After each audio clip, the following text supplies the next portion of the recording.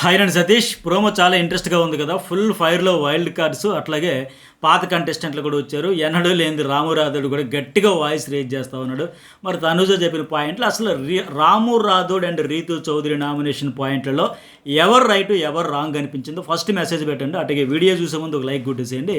మరి నామినేషన్లు ఎవరయ్యారు, ఫైనల్‌గా ప్రాసెస్ ఏంటంటే బ్రీఫ్‌గా చెప్పేస్తా. ఫుల్ డీటెయిల్స్తో ఇప్పటికే జర్నలిస్ట్ సతీష్లో ఒక వీడియో అప్లోడ్ చేసి ఒక 60,000 మంది వరకు చూశారు. చూడండి, చాలా ఇంట్రెస్ట్‌గా ఉంటుంది. ఇందులో మళ్ళీ అంత రిపీట్ కాకుండా సింపుల్గా ఈ ప్రోమో వరకే మాట్లాడదాం. చాలా ఇంట్రెస్టింగ్ టాస్క్ ఇది. ఫిజికల్లీ అవుతారు, అలాగే ఆర్గ్యుమెంట్స్ పాయింట్స్ కూడా పెట్టుకునేదానికి అవకాశం కనుక, అలాగే ఆ బాల్ పట్టాలి, అలాగే బజర్ మోగేంత వరకు దాన్ని కాపాడుకోవాలంటే అక్కడే ఫిజికల్ అయితే ఇంకా లాక్కొని పీక్కొని అక్కడి నుంచి ఇక్కడికి పరిగెత్తుకుంటూ గెంతుకుంటూ కాపాడుకునేదానికి అంత గొడవలు అయితే అవుతామని నెట్టుకుంటూ తోసుకుంటూ ఆ రమ్య కూడా చాలా స్ట్రాంగ్గా ఆడుతూ ఉంది. అందరూ మ్యాక్సిమం ట్రై చేస్తున్నారు, అబ్బాయిలు ఎటు ట్రై చేస్తున్నారు, అబ్బాయిలు అమ్మాయి కూడా బాగా ఇనిషియేట్ తీసుకుని ట్రై చేస్తుంది గట్టిగా తీవ్రంగా.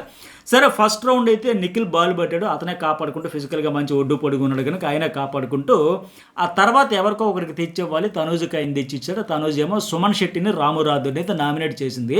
ఇక్కడ పాయింట్స్ ఏం చెబుతూ ఉంది, సుమన్ అన్న ఇంకా ఇన్వాల్వ్ అవ్వాలి, మాట్లాడాలి, అందరితో కలవాలి, మీకు మీరు అవ్వట్లో మా అంతటి మేము వచ్చి పలకరించాలంటే ఇది 100% వాస్తవమే ఆవిడ చెప్పిన పాయింట్. సుమన్కి ఎన్ని రోజులు చెప్పినా, ఎన్ని వారాలు చెప్పినా, ఎంతమంది చెప్పినా అవే మాటలు చెబుతారు. ఆయన కూడా నేను ఉన్నాను, నేను విన్నాను, నేను అంటాడు తప్ప పెద్దగా అడిగింది, అరిచింది, మాట్లాడింది లేదు. కాకపోతే ఇంకొక ఎగ్జాంపుల్ కూడా చెబుతా. ఆయన అంటే మరి నువ్వు ఏడిచినా అలిగినా ప్రతిసారి మొదట మళ్ళీ ముద్ద పెట్టేది నేనే కదా, వాదార్చేది నేనే కదమ్మంటే ఆయన కూడా పంచ్ కౌంటర్ ఇచ్చాడు. ఆయన నేను డిఫెండ్ చేసుకుంటూనేమో నాకు ఇన్ని చెబుతున్నామో నువ్వు చేస్తున్నది ఏంటంటే నువ్వు ప్రతిసారి ఏడవడం అలగడం కదని మాదిరిగా ఇండైరెక్ట్గా సెటైర్ అయితే కౌంటర్ గట్టిగానే వేసేస్తాడు ఆయన. సింపుల్గా డైలాగ్ ఉన్న గుచ్చుకున్నావు అంటే నువ్వు ఏడ్చినా అలిగిన ప్రతిసారి అంటే మరి అర్థం అది కదా, నువ్వు ప్రతిసారి ఇదే పని చేస్తావు, నువ్వేమో నాకంటే పెద్దగా ఇన్వాల్వ్ అయిపోయి ఇంటరాక్ట్ అయిపోతున్నావు మాదిరిగా. కాకపోతే ఆవిడ చాలా వరకు బెటరే, సుమన్ కంటే చాలా వరకు బెటరే. అయితే ఆయన నేచర్ అయింది కావచ్చు. కాకపోతే మార్నింగ్ కూడా మీరు లైవ్లో గమనిస్తే ఆ మాధురి ఆయనకు వచ్చి వెళ్ళండి పప్పు కనుక్కోండి ఒక రుబాబు ఒక దబాయింపుతో అంత హార్ష్గా చెబుతుంటే బాగా ఏదో చిన్నప్పటి నుంచి ఫ్రెండ్స్ అయినట్టుగా అంత చనువు చొరవ ఆ క్లోజ్ ఇద్దరి మధ్య ఫ్రెండ్షిప్ ఉన్న మాదిరిగా ఆ సుమన్ శెట్టి వెళ్ళండి పప్పు ఏమండాలి కనుక్కో దబాయిచ్చ చెబుతూ ఉంది ఏంది ఆవిడ అర్థం కావట్లే.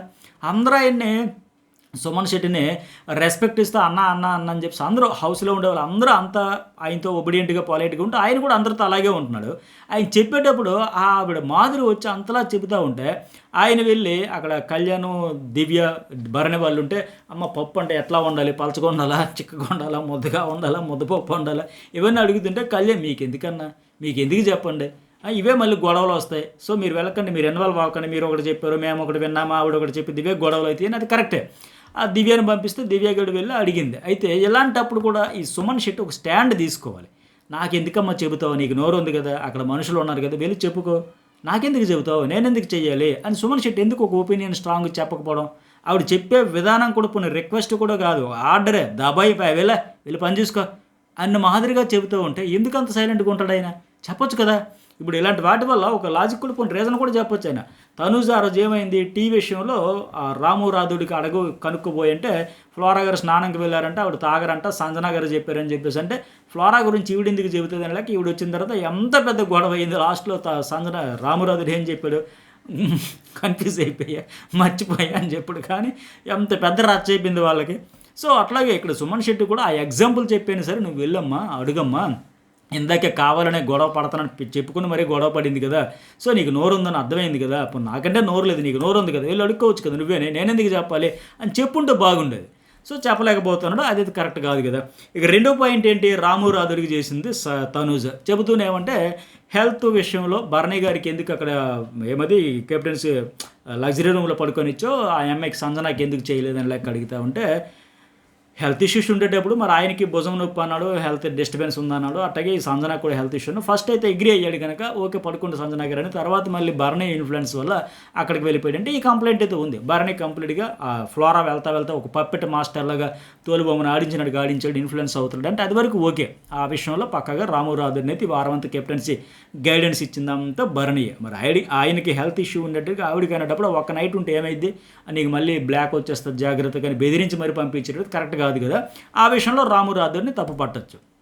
కాకపోతే ఇక్కడ హెల్త్ ఇష్యూ కంపేర్ చేసేటప్పుడు నువ్వు డాక్టర్ అంటే నేను కెప్టెన్ అని పంచు బాగుంది. ఆ ఫోర్స్గా ఎమోషన్తో రాము రాథోడ్ ఇదే స్వాగ్తో కొనసాగితే బెటర్. అంతే తప్ప చెప్పాలా వద్దా ఏ మాట అంటే ఏమొస్తానో అనుకోకండి. అయితే నాకు ఇంతకుముందు నేను అప్డేట్ చెప్పినట్టుగా ఈరోజు భరణి వర్సెస్ సంజన, సుమన్ శెట్టికి అలాగే రాము రద్దు అందరూ కూడా ముందే మన ఫీడ్బ్యాక్ వచ్చింది. వైల్డ్ కార్డ్స్ మామూలుగా లేరు, గట్టిగా ఇచ్చి పడేసేటట్టు ఉన్నారు, మనం కూడా గట్టిగా ఓపెన్ అవ్వాలి, మాట్లాడాలని ముందు ఒక తీర్మానం చేసుకుని మరీ మాట్లాడతారంటే అందులో డిస్కషన్లో భాగంగానే మీ ఫైర్ వస్తుంది.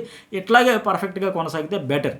అయితే రామురాదులు మరి కెప్టెన్గా ఆ విషయంలో ఇద్దరి విషయంలో సేమ్ హెల్త్ ఇష్యూ ఉండేటప్పుడు ఒకరికొకలాగా ఇంకొకరికి ఇంకొకరి మాటలతో ఇన్ఫ్లుయెన్స్ అయ్యి పంపించేసే విషయంలో ఫెయిల్ అయినా అది కరెక్ట్ కాదనిపించుకుని కెప్టెన్గా మాత్రం 4 వారాల్లో బెస్ట్ కెప్టెన్గా చేసి చాలా బాగా చేశాడు.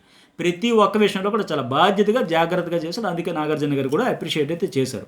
అయితే ఫైనల్గా వీళ్ళిద్దరిలో నిఖిల్ చేతికి మళ్ళీ బాల్ వస్తే తనూజ బాల్ ఇచ్చేస్తుంది. ఆవిడ నామినేషన్ వీళ్ళిద్దరిని చేసి ఇచ్చేసిన తర్వాత ఆయన కూడా సుమన్నే నామినేట్ చేస్తాడు. కాకపోతే మరి ఇక్కడ ఏం రీజన్ చెప్తాడో చెప్పాలి. ఎందుకంటే నిన్న శ్రీజ సుమన్లలో సుమన్ని సేవ్ చేసి శ్రీజను నామినేట్ చేసి అవుట్ చేసి పంపించాడు కదా. మరి ఇప్పుడు అదే సుమన్ సేవ్ చేసేటప్పుడు ఇవే డబుల్ స్టాండర్డ్స్ అంటారు, డబుల్ ఫేస్ అంటారు. కాకపోతే ఇది ఏం రీజన్స్ లాజిక్లు చెబుతాడో. నిన్న మాత్రం ఆయన సూపర్ ఆహా ఊహాన్ మాదిరిగా సేవ్ చేసి బెలూన్ కట్ చేసి దగ్గర ప్రొటెక్ట్ చేసి ఈరోజు ఎందుకు చేస్తాడు ఏంటనేది చూద్దాం. ఎపిసోడ్ చూసాక మనం మాట్లాడదాం. నెక్స్ట్ వన్, ఫైనల్లీ బాల్ అటు తిరిగి రమేష్ చేతికి బాల్ దక్కుద్ది. ఆ ఎంఏ రామురాదుడికి ఇస్తే ఆయన డీమోన్ పవన్ నేను రీతుకు నామినేట్ చేసి వ్యాలిడ్ పాయింట్స్ చెబుతా ఉన్నాడు. ఆ నీడిల్ బౌలింగ్ టాస్క్లో ఎంత దారుణంగా ఆడారు, డిజాస్టర్ కదా. నాగార్జున గారు ఎలాగ ఎంత ఎలా అంత బ్రిలియంట్ ఐడియాస్ నీకు ఎలా వచ్చేస్తాయి నీ మాదిరిగా. మొత్తం బిగ్ బాస్ కూడా చాలా సీరియస్ అయ్యాడు కదా, ఆర్డర్ కూడా చెప్పాడు కదా. ఫస్ట్ మొదలుపెట్టింది Ritu and demon Pavan. So వీళ్ళని ఫాలో అయిపోయారు, ఇంత టాస్క్ని బిస్కట్ చేసేసారు. ఒక స్పిరిట్ కూడా లేకపోతే ఎట్లా, క్రీడా స్ఫూర్తికి విరుద్ధంగా అత్యంత దారుణంగా వరస్ట్. మరి ఎంత ఫైర్ అవ్వాలో అంత అయ్యాడు ఆయనే చెప్పారు. నాగార్జున గారు ఎంతమంది చెప్పారు. సో ఇక్కడ ఈయన ఆ మాట చెబుతా ఉన్నాడు కదా.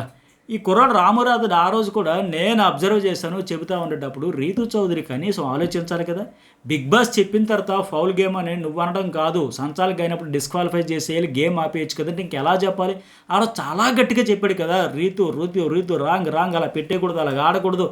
100% నేను రూల్స్ ప్రకారం చెబుతానంటే 100% కాదు 1000% నేనే కరెక్ట్ అని నోరు ఉంది కదని అరిచేసి రచ్చరచ్చ చేసేసి, అంటే ఇంకా నువ్వే డిస్క్వాలిఫై చేసేయాలిగా, గేమ్ ఆపేయాలి కదంటే ఇంకా 100% చెప్పిన తర్వాత కూడా దబాయిస్తే ఇంకేం చేయాలి, మెడబెట్టి తోసేయాలా, చేయబట్టి గుంజు పడేయాలా, పోవతలకని నెట్టేయాలా.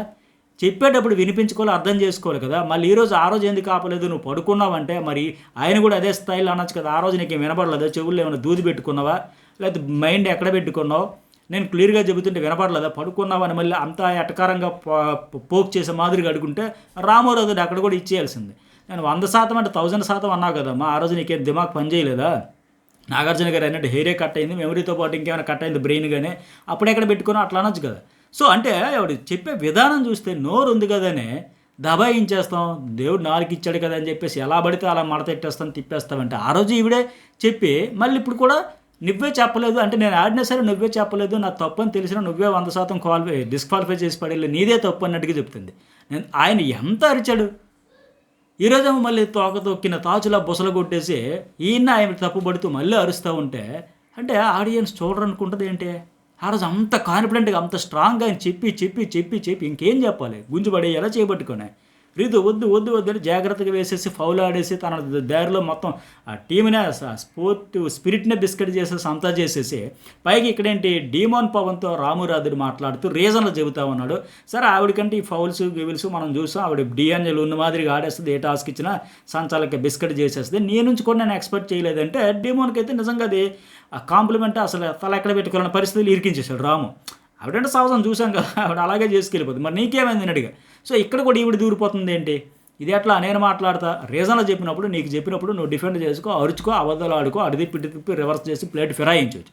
కానీ మధ్యలో దూరిపోవడం ఏంటి, ఇదేంటి 1+1 ఆఫరా, డబుల్ ప్యాకేజా, ఏమైనా లాయర్లా, ఆయన గురించి మాట్లాడేసరికి ఆయన దూరిపోయి, ఆయన గురించి మాట్లాడేసరికి ఈఎంఐ దూరిపోయి, ఇవన్నీ చూసే వాళ్ళకి ఎలా ఉంటుందంటే చిరాగ్గా ఉంటుంది. చేసింది ఫౌలు అడ్డదిడ్డంగా ఆడేసి మరి వితండవాదం చేసుకొని తప్పులు మీవి, ఈవిడ వల్ల కదా మొత్తం బిస్కెట్ అయిపోయింది టాస్కే. ఆ కుర్రాడు చెప్తే వినిందా, మళ్ళీ ఇమాన్యుయల్ కూడా చెప్పి వినకుండా మొత్తం బిస్కెట్ చేసింది. అప్పటికి శ్రీజ కూడా ఎగ్జాంపుల్ కూడా చెప్పింది, వాళ్ళు ఆడుతున్నారు అనేటప్పుడు ఎట్లా సంచాలకులు అనేటప్పుడు విసిగిపోయి వదిలేశాడు, ఫలితంగా మొత్తం క్యాన్సిల్ అయిపోయింది. ఒప్పుకోకుండా తప్పు కింద పడ్డా నాదే పై చేయి అనుకున్న నేచర్ ఉంటే కష్టం, దబాయించేద్దాం, బుకాయించేద్దాం, నోరు ఉంది కదా అని ఆధిపత్యం అరిచి చెలా ఇద్దాం అనుకుంటే బిస్కెట్ అవుతారు. ఓకే నాదే మిస్టేక్ అంటే సింపుల్గా అయిపోయేదానికి. పైగా అతడి విషయంలో ఈవిడ దూరిపోవడం ఏంటి.